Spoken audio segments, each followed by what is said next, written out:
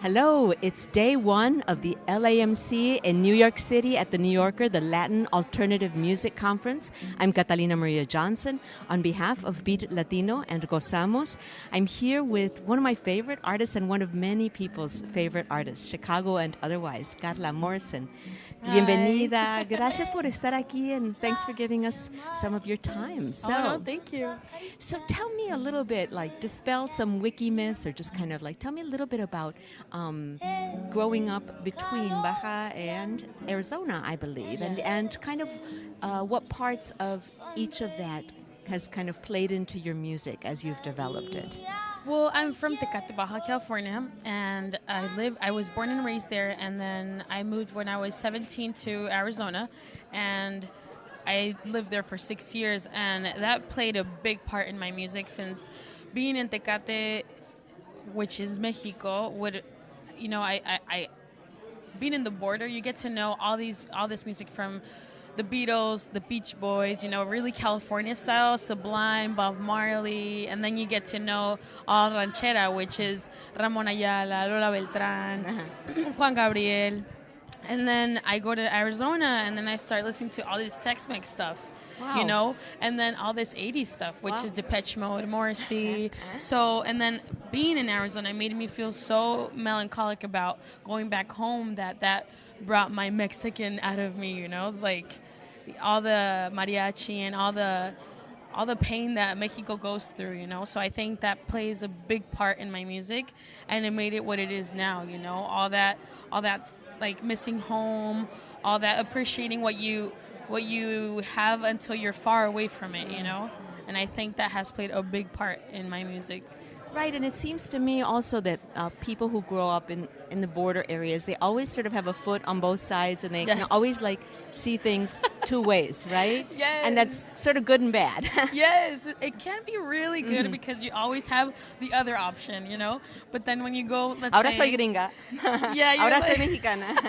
Cuando me conviene. Yes, because now that I live, for instance, ahora que vivo en la Ciudad de Mexico, I'm like over there and I'm like, ahora chilanga, no, ya. I know, ya no. I'm like, I can't just cross the border and go buy myself some nice clothes, all cheap and stuff. I have to do everything here.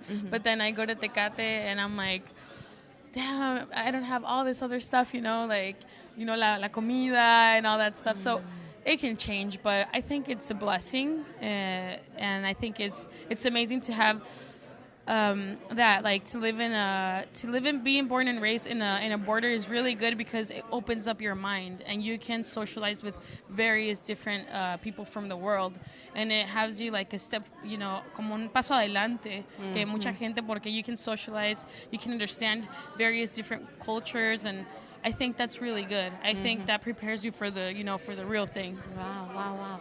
Now, why Mexico City? Now why the decision to be there? I moved because my music was being asked for a lot over there, and Mexico City is close to a lot of cities that were asking for me to go, and me living in Tecate, Baja California, I would always have to take a plane from Tijuana and always do all these long trips.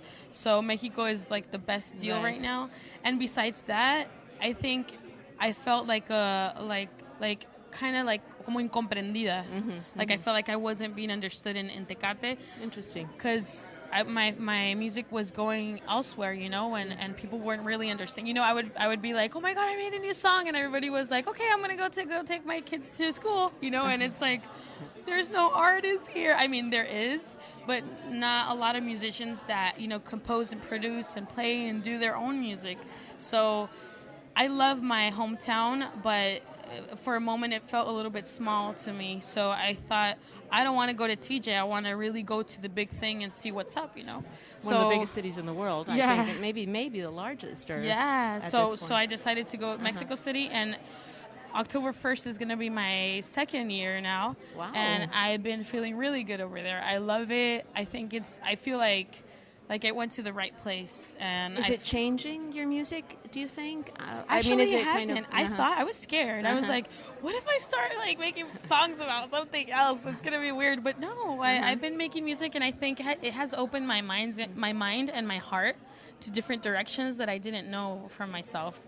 So I think it's really good, and Are you recording your new album with Mexican DFeños or no? Well, my new album, I have a lot of new songs, and the producer's is the TJ producer. So, but he lives in Mexico. So, yeah, I think I'm gonna be making it probably at home, at a home studio or whatever. But yeah, I think it's just keeping it real, keeping it really Carla, really just me. Speaking of really Carla, it seems that, obviously you're impeccably bilingual, and obviously, but it seems to me that I hear a lot more, the Spanish is el idioma español, sin embargo, es como prevalente, ¿no? En tu música. Yeah, I love speaking Spanish. Me encanta como todo lo que viene siendo con la música, porque creo que el lenguaje castellano es tan rico, poéticamente hablando, es una lengua de romance, ¿sabes? Entonces, para mí, a mí me encanta. Even though I love singing in English and I have one song in English, I love doing stuff in Spanish, and I think that it gives a lot of options or different options to people, Gringos have a lot of stuff. They don't need me. I mean, yes, they do. I mean, it's cool, I do want to make music in English at one point, but I love it in Spanish. I just love it. I feel like in my comfort zone and super happy and super calm.